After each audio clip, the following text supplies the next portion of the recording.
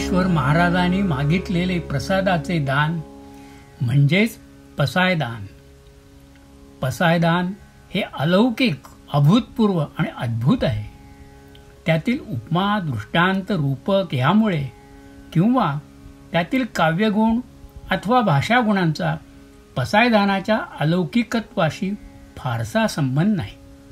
कारण पसायदान आणि 9 ते 10 हजार ओव्यांची ज्ञानेश्वरी त्यांनी सलग काही दिवस किंवा काही महिने तरी सांगितली.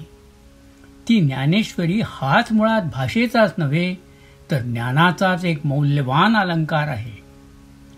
धनाढ्य श्रीमंतापासून पार गरिबालाही हा दागिना सहज धारण करता येतो. अशा ज्ञानेश्वरीचे पसायदान हे मोठे मधुर आणि परिपक्व फळ आहे. त्यातील काव्यात्मक गुणामुळे ते अलौकिक झाले असे नाही, तर त्यांनी मागितलेले कृपा प्रसादाचे दानच खरोखर जगावेगळे आहे. पसायदानातील एक एक ओवी वाचताना याचा प्रत्यय येतो. आजपर्यंत विश्वातील सर्वांच्या शाश्वत भल्यासाठी मोठ्या मनाने अशी प्रार्थना कुणी केली नव्हती. पसायदानाच्या अभूतपूर्व वेगळेपणाचे रहस्य ज्ञानदेवांच्या चरित्रात आणि चारित्र्यात आहे. त्यांचे जीवन इतर असंख्य लोकांसारखे सुरळीत एका चाकोरीतले नव्हते. धर्मशास्त्रात संन्याशाने संन्यासाश्रमाचा त्याग करून पुन्हा गृहस्थाश्रमी होऊन मुलाबाळांसह प्रपंच केल्याची घटना विठ्ठलपंतांच्या घटनेआधी झाली नसावी. आणि पूर्वी कधी न घडलेल्या दोषावर धर्मशास्त्रात निर्णय नसणार. त्यामुळे या प्रकारावर काय निर्णय घ्यावा हे ज्ञानेश्वरांच्या काळातील धर्ममार्तंडांना, शास्त्री पंडितांना पडला असावा. त्यांच्याजवळ शास्त्रानुसार उत्तर नव्हते. तरीही त्यांनी जो तोडगा काढला तो अत्यंत दुःखद आणि अन्यायकारक होता. रोगापेक्षा औषध महाभयंकर असा तो तोडगा होता. पहिल्यांदा त्यांनी विठ्ठलपंतांच्या कुटुंबाला वाळीत तर टाकलंच, आणि नंतर पराकोटीचे देहांत प्रायश्चित्य घ्यायला सांगितले. मृत्यूदंडाची अतिरेकी शिक्षा ठोठावली. आई वडील गेल्यावर ज्ञानेश्वर आणि त्यांच्या भावंडांना रोजचं जगणंही उच्च समाजाने अवघड करून टाकले होते. धर्मशास्त्राच्या आधाराने त्यांना शुद्ध करून पुन्हा ब्राह्मण्याची दीक्षा देण्यासही कर्मठ धर्ममार्तंडांनी नकार दिला होता. निवृत्तीनाथांच्यामुळे ज्ञानदेव आणि इतर भावंडे आत्मज्ञानाच्या उच्च पदावर आरूढ झाली होती. निवृत्तीनाथांना हे शुद्धीपत्र, पुन्हा दीक्षा द्या म्हणणे हे काही पसंत नव्हते. आपल्याला त्याची काहीच आवश्यकता नाही असे त्यांचे सांगणे होते. निवृत्तीनाथ या सर्वांच्या पलीकडे पोचले होते. पण ज्ञानेश्वरांना सामाजिक घडी मोडायची नसावी. त्यांचे म्हणणे, आपणच हे मानले नाही तर इतर सामान्य लोकही त्या काळच्या पद्धतीत झुगारून देतील. आपल्यामुळे समाज विस्कळीत होईल असे काही करू नये असे त्यांना वाटत असावे. ज्ञानेश्वरांनी त्यांच्यावर अन्याय करणाऱ्या शास्त्री पंडितांच्या विरुद्ध किंवा समाजातील कुणाच्याही विरुद्ध कधी एकही वावगा, कठोर अपशब्द काढला नाही. इतकेच काय, त्यांच्या कोणत्याही ग्रंथात, ओव्या, अभंगात एकही वाईट शब्द आढळत नाही. काढायचाच म्हटलं तर अगदी भिंग घेऊन शोधून पाहिले तर ज्ञानेश्वरी अडाणी या अर्थी गावढा हा एक शब्द आढळतो असे हरिभक्त परायण गुरुवर्य सोनोपंत दांडेकरांनी म्हटले आहे. ज्ञानेश्वरांच्या मध्ये सत्वगुणाचा परमोच्च उत्कर्ष झालेला होता. ते सात्विकतेची मूर्तीच होती. त्यांनी कोणालाही उपदेश केला नाही. आयुष्यभर फक्त जे जे चांगलं आहे, उदात्त, उत्तम, उन्नत आहे तेच त्यांनी लोकांच्या समोर ठेवले. आपल्या वाणीने आणि आचरणाने फक्त चांगले तेच लोकांसमोर ठेवल्याने समाजात बदल होऊ शकतो. त्याचे उदाहरण म्हणजे ज्ञानेश्वर महाराज आणि त्यांचे ग्रंथ, विशेषतः ज्ञानेश्वरी आणि हरिपाठाचे अभंग हे होत. मग असे निर्मळ, निरपेक्ष आणि लोकांचे निरंतर कल्याण चिंतणारे ज्ञानेश्वर स्वतः पसायदानात प्रगट होतात, यात आश्चर्य ते काय. चित्रामध्ये चित्रकाराचे, गायनवादनात त्या कलाकारांचे, साहित्यात लेखकाचे प्रतिबिंबही उमटलेले असते असे म्हणतात. पसायदानात स्वतःच अलौकिक झालेले ज्ञानेश्वर प्रत्येक ओवीत दिसतात. ज्ञानेश्वरांनी पसायदानाची केलेली सुरुवातच पाहण्यासारखी आहे. आता विश्वात्मके देवे, येणे वाग्यज्ञे तोषावे, तोषोनी मज द्यावे पसायदान हे. ज्ञानेश्वरी सांगून झाल्यावर तिच्या अखेरीस ज्ञानेश्वरांनी ही प्रार्थना केली आहे. त्या काळच्या पद्धतीप्रमाणे त्यांनी ज्ञानेश्वरी पद्यातून म्हणजे ओव्यातून अखंड ओघाने सांगितली आणि तीही थोड्या नव्हे तर सुमारे 10,000 ओव्यातून सांगितली. त्यांचा तो वाग्यज्ञच होता. यज्ञ हा फार मोठ्या समुदायाच्या हितासाठी केला जात असे. ज्ञानेश्वरांनी सामान्य लोकांनाही संस्कृतात अडकून पडलेले ज्ञान मिळावे म्हणून ते ज्ञान लोकांना समजेल अशा मराठी भाषेत लिहिले. हे लोकोपयोगी यज्ञकार्यच होते. वाणीरूपाने व्याख्यानातून केलेला ज्ञानेश्वरांचा तो एक महान यज्ञ होता. म्हणून त्यांनी वाग्यज्ञ असा उल्लेख केला आहे. आपल्या वाग्यज्ञाने विश्वात्मक देवाला म्हणजेच विश्वात सर्वत्र भरून राहिलेल्या परमात्म्याला संतोष व्हावा आणि त्याने प्रसन्न होऊन आपल्याला वर द्यावा अशी ते विनंती करतात. ज्ञानेश्वर राम किंवा त्यांचा आवडता देव विठोबा किंवा ते स्वतः योगी असल्यामुळे शंकराचीही प्रार्थना करू शकले असते. पण ज्या अनंत अमर्याद अव्यक्त परमात्म्याचे त्यांना आपले गुरु निवृत्तीनाथांच्या आशीर्वादाने प्रत्यक्ष ज्ञानदर्शन झाले होते, त्या ब्रह्मांड स्वरूप विश्वात्मक देवाचीच प्रार्थना त्यांनी केली. आपल्या वाग्यज्ञाने संतोष पावलेल्या विश्वात्मक देवाकडे त्यांनी प्रसादाचे दान मागितले आहे. अशा तऱ्हेने पहिल्या चरणापासूनच पसायदानाच्या भव्यतेचे वैशिष्ट्य जाणवते. आपण पसायदानातील पुढच्या ओव्या वाचत जाऊ तसे त्यांनी मागितलेले दान किती महान, जगावेगळे आणि त्यांच्या थोर मनाचे निदर्शक आहे याची खात्री पटत जाते. विश्वातील सर्वांच्या सर्वांगीण कल्याणासाठी त्यांनी हे दान मागितले आहे. केवळ कुणाच्या आरोग्यासाठी, दीर्घायुष्यासाठी अथवा धनसंपदेसाठी त्यांच्या दानाची मागणी नाही. हां, सर्वसामान्यांच्या सुखांचा त्यात अंतर्भाव आहेच, पण सगळ्या लोकांच्या मनात सद्विचार, सद्भावना निर्माण होऊन सर्वजण सदाचारी होवोत, सर्व एकमेकांचे मित्रच होऊन राहोत ही उदात्त मागणी त्यात आहे. आणि ज्ञानेश्वरांच्या पसायदानाचे हे वेगळेपण आहे. या वेगळेपणातूनच आत्मज्ञानी ज्ञानेश्वरांनी थेट तिन्ही लोकात सर्वत्र भरून राहिलेल्या विश्वव्यापी परमात्म्याची प्रार्थना का केली ते ध्यानात येऊ लागते. ज्ञानेश्वरांनी स्वतःसाठी किंवा भावंडासाठी काहीही न मागता एकूण सर्व मानव जातीचे सर्व काही चांगले व्हावे, त्यांच्या शाश्वत कल्याणासाठी प्रार्थना केली. इतक्या सर्वश्रेष्ठ परमात्म्याजवळ काय केशर कस्तुरी मागायची का हो? अहो, देव मोठा, प्रसाद मागणाराही तितकाच मोठा, मग मागितलेले दानही तेवढेच भव्य दिव्य असणार. देणाऱ्याचे मोठेपण सिद्ध करणारेच सर्व प्राणीमात्रांच्यासाठी मागितलेले हे दान आहे. हे वेगळेपणही अभूतपूर्वच आहे, यात शंका नाही.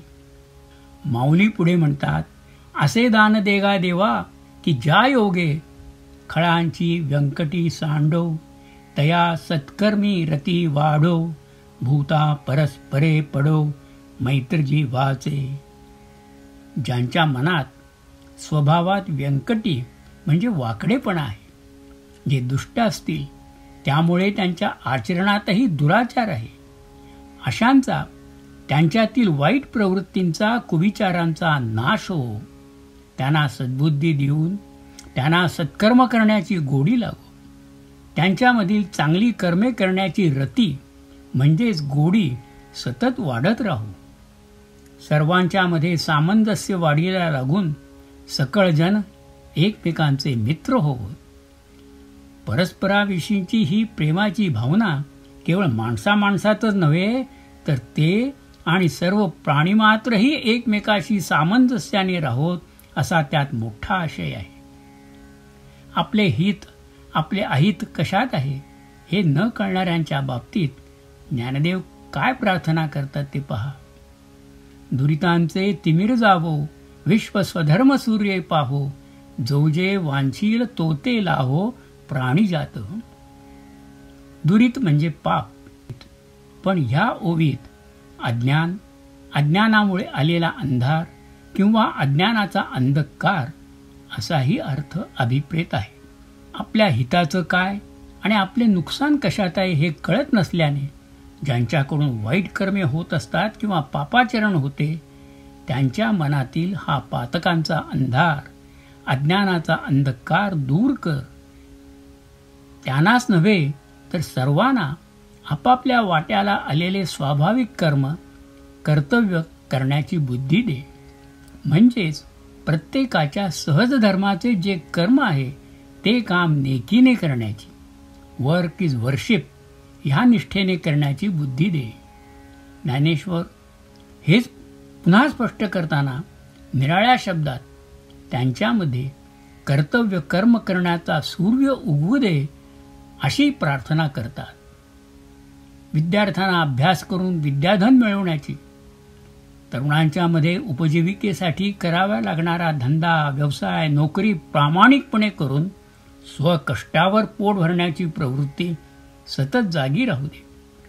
गृहस्थाश्रमीला कुटुंबाचं योग्य मार्गाने पालन पोषण करण्याची, सत्ताधीशांना, अधिकाऱ्यांना आपले पद, आपला अधिकार ही लोकसेवा करण्याची, तसेच जास्तीत जास्त लोकांसाठी जास्तीत जास्त चांगले करण्याची संधी आहे अशी बुद्धी झाली तर सर्वांच्या मध्ये स्वधर्माचा सूर्योदयच झाला. या स्वकर्तव्य कर्माच्या सूर्यप्रकाशामुळे इतर वाईट गुणांचा, वाईटाचा अंधार आपोआपच नाहीसा होईल. आणि असं झालं की जो जो ज्या ज्या इष्ट वस्तूंची इच्छा करेल त्याही पूर्ण होतील असे व्हावे आणि ज्याला जे जे हवे ते प्राप्त होवो हा सर्वांच्या आवडीचा कृपा प्रसाद ज्ञानेश्वर माऊली आपल्यासाठी परमेश्वराकडे मागत आहे. आत्तापर्यंतच्या ओव्यातून ज्ञानेश्वरांनी जी प्रार्थना केली ती पूर्णपणे सफळ होण्यासाठी ते कोणती इच्छा व्यक्त करतात आणि काय घडावे असे त्यांना वाटते ते पुढील 2-3 ओव्यातून सुंदर शब्दात ते विश्वात्मक देवाजवळ मागतात. त्या ओव्या वाचल्या की ज्ञानेश्वरांच्या पसायदानाची उंची, उदात्तता वाढतच आहे याचा अनुभव येतो. वर्षत सकळ मंगळी, ईश्वरनिष्ठांची मान दियाळी, अनवरत भूमंडळी भेट तू भूता. ते म्हणतात, हे विश्वात्मका, सर्व मंगल करणारे, चराचरातील सर्व प्राणीमात्रांवर मांगल्याचे वर्षाव करणारे, सर्वांचे चांगले करणाऱ्या ईश्वरनिष्ठ सज्जन सत्पुरुषांचा मोठा समुदाय या भूमंडळावर सातत्याने अखंड निरंतर म्हणजेच अनवरत येत राहावा. आम्हा सर्वांना त्यांचा कायम सहवास लाभावा. अशा ईश्वरनिष्ठांची आमच्या पृथ्वीवर सतत गर्दी होऊ दे. ह्या ईश्वरनिष्ठ सज्जनांचे इतकं काय महत्त्व आहे म्हणून माऊली ते सतत अखंडपणे येत राहोत असे मागणे मागतात. कारण जे जे काही सत आहे त्यांचे ते दूत आहेत, म्हणून त्यांनी आमच्या या पृथ्वीतळी सातत्याने यावे अशी माऊलींची इच्छा आहे. ज्ञानेश्वरांचे हे ईश्वरनिष्ठ कसे आहेत त्या ईश्वरनिष्ठांचे बहारदार वर्णन ज्ञानेश्वर महाराज पुढील 2 ओव्यात करतात. चला कल्पतरूंचे आरव, चेतना चिंतामणीचे गाव, बोलते जे आर्णव पियुषाचे, चंद्रमे जे अलांछन, मार्तंड जे तापहीन, ते सर्वाही सदा सज्जन, सोयरे होतू. ज्ञानदेव म्हणतात, हे सत्पुरुष म्हणजे चालत्या बोलत्या जिवंत कल्पतरूंची उपवने, उद्याने, आरव म्हणजे वृक्षराजीच आहेत. त्यांच्या सहवासाच्या सावलीत बसले की सर्वांच्या मनातील इच्छा अनायासे पूर्ण होतात. ते जिथे वस्ती करतात ते चिंतामणीचे म्हणजे ते गाव चिंतामुक्तांचे गाव होऊन जाते. कारण तेथील लोक जे काही इष्ट चांगले चिंततील ते त्यांना प्राप्त होऊन त्यांच्या चिंता दूर होतात. भूतळावरील सर्व लोकांच्या चिंता ह्या ईश्वरनिष्ठांच्या मुक्कामी दूर होतात. अशा ईश्वरनिष्ठांच्या संगतीने ज्ञानेश्वराने आपल्या सर्वांसाठी मागितलेले जो जे वांछील ते त्याला का मिळणार नाही. ईश्वरनिष्ठांच्या बोलण्याचे, त्यांच्या गोडवाणीचे काय वर्णन करावे. त्यांचा प्रत्येक बोल हा अमृताचाच असतो. ते जे सांगतात ते अमृतच हे खरे. ते अमृता इतके मधुर हेही खरे. पण हे जास्त खरे की ते त्यांचे बोलणे सर्वांना संजीवकच होते. सर्वांचे जीवन पुन्हा उजळून टाकणारे होते. असे त्यांचे बोल असतात. म्हणून ज्ञानेश्वर महाराज म्हणतात, बोलते जे आर्णव पियुषांचे. त्यांचे बोल अमृताचा सागरच आहे. ज्ञानेश्वरांच्या ईश्वरनिष्ठांचे सर्व व्यवहार आचरण सत् आणि शुद्ध असते. हे सत्पुरुष जणू काही कोणताही डाग, ठिपका किंवा दोष नसलेले चंद्र आहेत.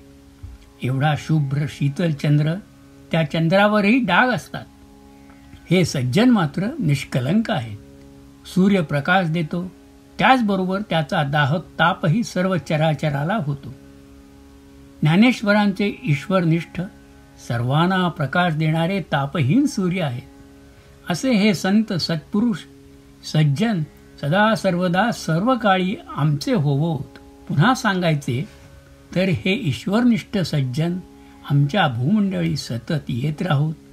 आमच्या जवळच्या आप्त नातेवाईकांसारखेच होऊन त्यांनी आमच्या सोबतच राहावे. आम्हाला त्यांचा सत्संग सदैव लाभो, हा प्रसाद ज्ञानेश्वर महाराज मागतात. सर्व लोकांना ईश्वरनिष्ठांचा असा निरंतर सहवास लाभल्यावर ज्ञानेश्वर आपल्या सदिच्छापूर्ण मागणीची उंची आणखीन वाढवताना म्हणतात, किंबहुना सर्व सुखी पूर्ण हो नित्तिही लोकी, भजी जो आदिपुरुखी अखंडित.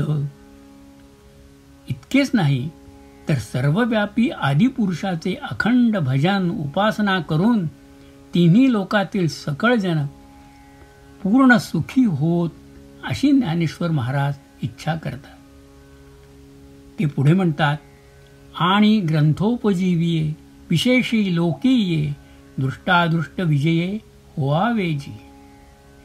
या ग्रंथात सांगितलेल्या शिकवणुकीचे पालन करून त्याप्रमाणे सद्विचार सद्भावाने आणि सदाचरणाने जे वागतील ते आपल्या या दृश्य जगात आणि आपल्याला न दिसणाऱ्या अव्यक्त जगातही विजयी होवोत. त्यांचे इथल्या लोकींचे म्हणजे इहलोकीचे आणि परलोकीचे जीवनही कृतकृत्यतेचे होवो. ज्ञानेश्वरांची ही अपूर्व प्रार्थना ऐकल्यावर तेथ म्हणे विश्वेश्वरराव हा होईल दान पसावो, येणे वरे ज्ञानदेवो किया झाला. या ओवीत विश्वेश्वरराव हे पद ज्ञानेश्वरांनी त्यांचे थोरले भाऊ आणि गुरु निवृत्तीनाथांना उद्देशून वापरले आहे. अव्यक्त निराकार सर्वव्यापी विश्वात्मके देवाचे निवृत्तीनाथ हे साक्षात मूर्तिमंत व्यक्त सगुण साकार स्वरूप आहेत, हा ज्ञानेश्वरांचा दृढ विश्वास होता. ही प्रार्थना ऐकल्यावर विश्वेश्वरराव निवृत्तीनाथांना अत्यंत संतोष झाला. त्यांनी ज्ञानदेवाला तथास्तु तसेच होईल, ज्ञानदेवा तुझी पसायदानाची प्रार्थना पूर्ण होईल असा आशीर्वाद दिला. आपले गुरु विश्वात्मक निवृत्तीनाथांनी दिलेला तो आशीर्वाद ऐकून आता सर्व त्रैलोक्य सुखी होईल या विचाराने ज्ञानदेव धन्य धन्य झाले. ज्ञानदेव सुखी झाले. ज्ञानदेव सुखी झाले.